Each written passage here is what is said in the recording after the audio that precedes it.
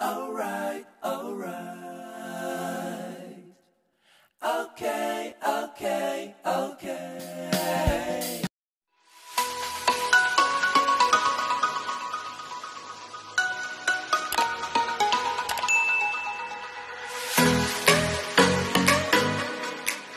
Mga gusto kong gawin dito. Mara Channel, mega shoutout sa iyo!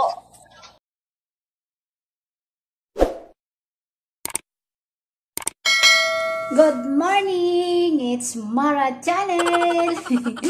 Ngayon guys, ang ating gagawin ay magluluto tayo ng alimasag dahil yun ang ulam nila today.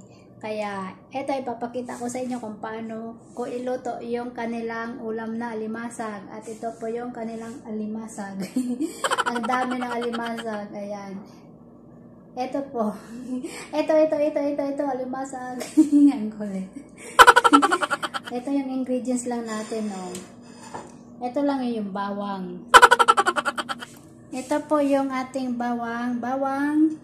At ang ating sibuyas. At syempre ito yung ating kusbara. Kusbara sa Arabic. Hindi ko alam kung anong tawag sa Pilipino. Ay sa atin. Basta ang alam ko sa Arabic is kusbara. Ay sa English pala is coriander. Coriander leaves. Ayan po. Ang kulit ko, no? Pero bago ang lahat guys, kung bago ka lang sa aking channel, subscribe, siyempre, subscribe na! At siyempre, pakiclick na rin po yung bell button para pagka may bago akong upload na video ay manonotify po kayo. Kaya tara guys! Kasi ang gagawin ko muna dito guys ay babandian ko muna sa ng tubig na mainit para malinis na po siya, tsaka hindi siya magkaroon yung puti-puti ba, yung parang bubbles pag niluto mo na talaga siya. Kaya tara na guys, samahan nyo muna ako guys, magluluto na tayo. Yeah! Ang gagawin muna natin guys ay pakukuluan muna natin siya sa tubig na may asin at saka suka para yung langsa niya ay mawala. At saka kung yung mga dumi-dumi niya, kasi syempre kahit nahugasan na natin ng mabuti yan, kailangan talaga siyang malinis. Ganyan po kasi yung kasi may mga bula-bula siya, di ba? Yung kumbaga yung sa lamang loob niya. So kailangan natin muna siyang pakuluan sa tubig, tapos saka natin itatapon, saka natin siya igigisa. At syempre may konting sabaw yan kasi gustong-gusto nila yung may konting sabaw. Ayan na guys, so nakikita nyo yung bula-bula. Kaya kapag nagluto kayo ng crabs, anuhan nyo muna, banlian nyo muna sa tubig o kahit na yung hipon para matanggal yung mga bula-bula niya, para kapag nagluto kayo yung na siya, wala na siya mga bula-bula. Ayan. Ito na siya guys, malapit na. Tapos ito naman yung para sa kanin. Yan, tubig ng para sa kanin. White rice yan guys. Ito, hindi pa siya kumulo. Kailangan natin. Kasi para matanggal yung mga dumi-dumi. Ayan, no.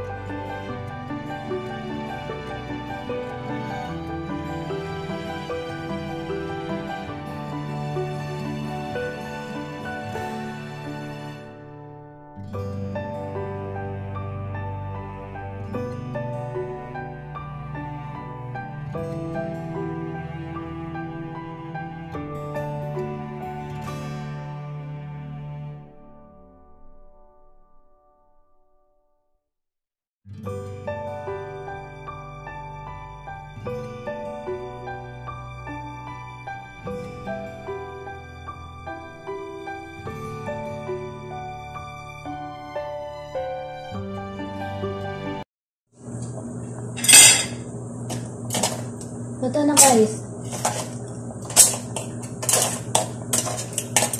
Ang ating crabs, luto na. Ito yung kanin, hindi pa. Alright, alright, alright. Okay, okay, okay. Alright, alright, alright.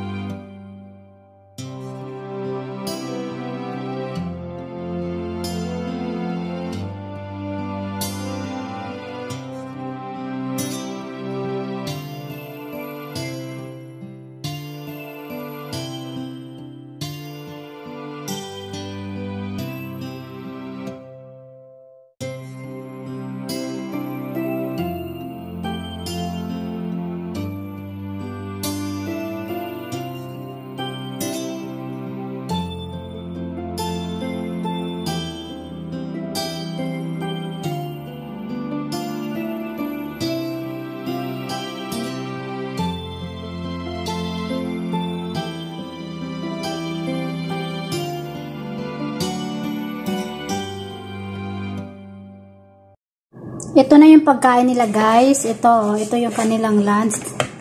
Gumawa akong salad na tabula, tabule, basta tabula. At syempre ito yung kanilang white rice. Ayan po. At ito na din yung ating crabs na niluto ko. Kaya tara na at ibibigay na natin ito sa kanila dahil nagugutom na daw sila. Yan lang po. Ganyan lang po kasimple yung pagkain nila dito guys. Oh. Yan.